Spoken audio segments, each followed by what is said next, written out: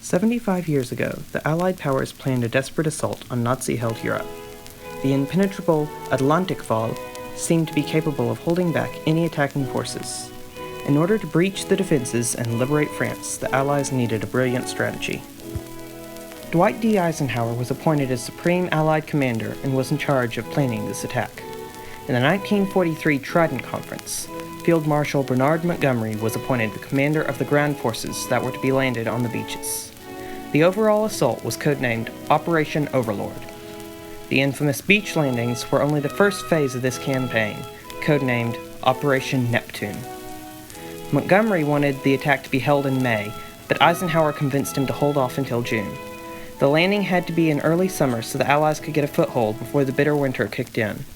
A full moon was also integral in planning, as the paratroopers deployed in the middle of the night needed to be able to see, and so the tide could be as high as possible to reduce the open beaches that left the troops vulnerable.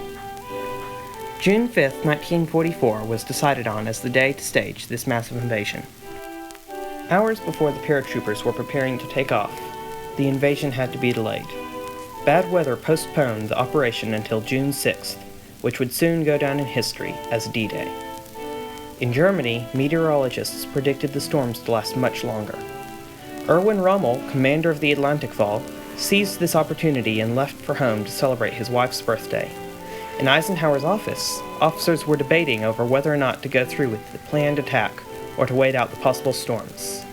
In response, Eisenhower said something along the lines of, "Okay, we'll go," although no one's quite sure of his exact words. The room supposedly cleared in seconds, and the Allies prepared for the largest amphibious landing ever to take place. Shortly before midnight, the American 101st and 82nd and the British 6th Paratrooper Divisions took off for a covert landing behind enemy lines. Dummies known as Ruperts or Oscars were dropped alongside paratroopers.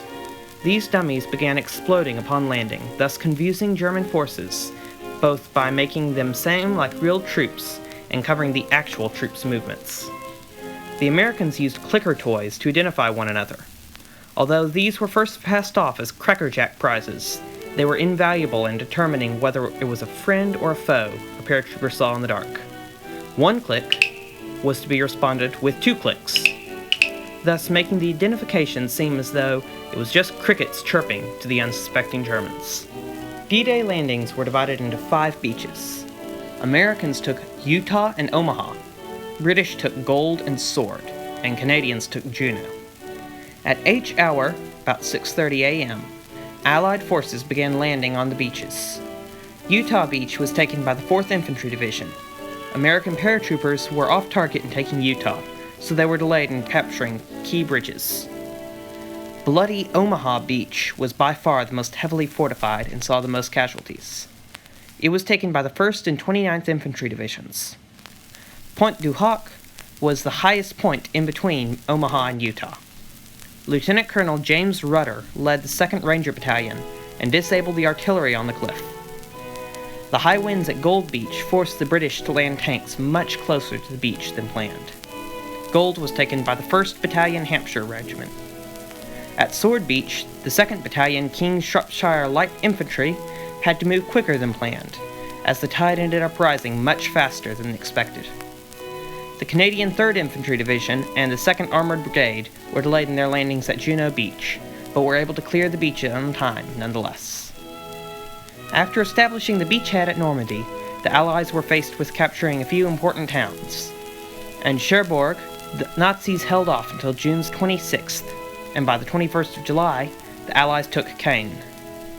The Allied landings on D-Day were a miraculous attack that succeeded due to superior tactics and strategy and by divine providence. The sacrifice of those who took the beaches and liberated Europe has not been forgotten even now, 75 years later. If you enjoyed this video, be sure to like and subscribe. I'm Matthew, and I hope I'll see you next time. Goodbye, goodbye, wet a tear, baby dear, from your eye. Though it's hard to part, I know, I feel, because the death to go, don't cry, don't die. There's a silver lining in the sky. Bonsoir, all things cheerio, chin chin, Naboo.